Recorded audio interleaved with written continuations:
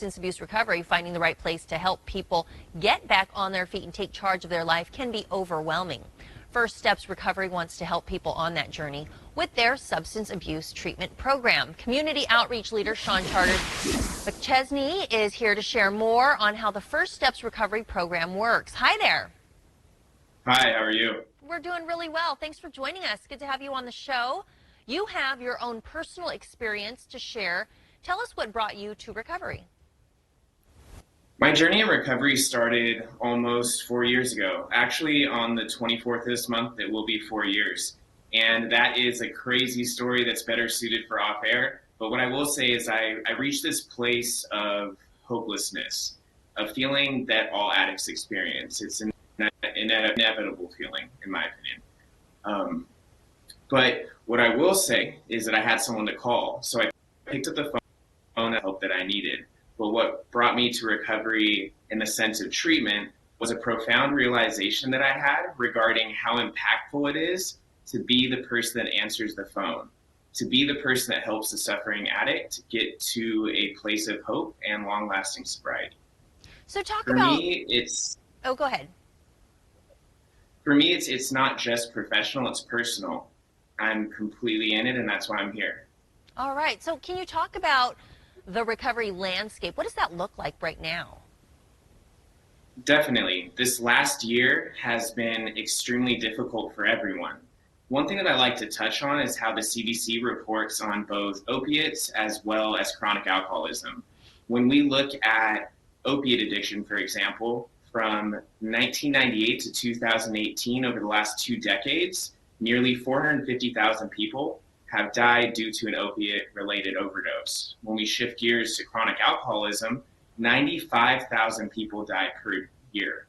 And that breaks down to around 261 people per day. That being said, is we are no strangers to a pandemic. Similarly, with what we're looking at with COVID-19, we've all been forced into an isolated environment. To keep everyone safe, there's social distancing and periodic shelter-in-place orders. And that being said, that isolation exacerbates what individuals experience with substance use disorder. It's been extremely difficult for me, and it's even harder for those that are new and our clients that are coming into treatment. Yeah, it sounds like there's some extra challenges because of the pandemic. So what's your role there at First Steps? Can you tell us about it? Definitely. My role at First Steps, technically speaking, is community outreach, which means a variety of different things. What it can be narrowed down to is that anyone, anywhere, at any time can call me, and I'll be there to answer the phone. I'll be there to answer the phone, get someone into treatment, regardless of what day it is or what time it is. I'm always here. And what does it mean that you offer a full continuum of care? A full continuum of care essentially means that we are here to guide an individual suffering from substance use disorder through every step of the process to achieve long-lasting sobriety that's sustainable. So what that means is a medical detox, and it transitions all the way down to our outpatient programs as they regain their lives.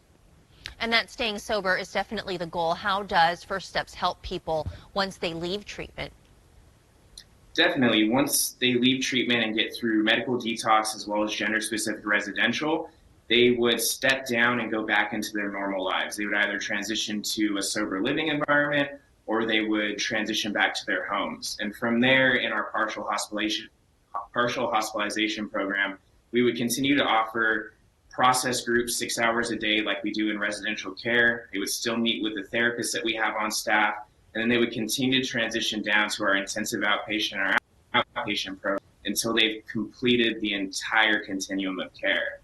Once that's done, we offer alumni groups in which everyone connects for as long as they would like to attend, and we continue to offer those support groups. Well, I think that support's really important, Sean. Now tell us, who can go to First Steps? Definitely. We do serve 18 and older, but essentially anyone can go. This disease, just as what we see with COVID-19, there are no socioeconomic limits. It does not discriminate. There are no borders or boundaries. And that being said, is professionals, young adults, older adults, anyone who needs help can come to our facility. And Sean, tell us, what do you see for the coming year for recovery, First Steps, and addiction? Definitely. So, the way that I look at it is that this disease has been rampant since man first crushed grapes. And that being said, is there's no end in sight to the suffering. So we are committed to staying. We are committed to offering clinical excellence, a full continuum of care that will help not only lead someone to hope, but help rebuild someone's lives and support sustainable sobriety. Well, this is some valuable information, and hopefully the right people get the help that they need. Thanks for coming on the show today. And for more on their substance abuse treatment program, you can visit firststepsrecovery.com.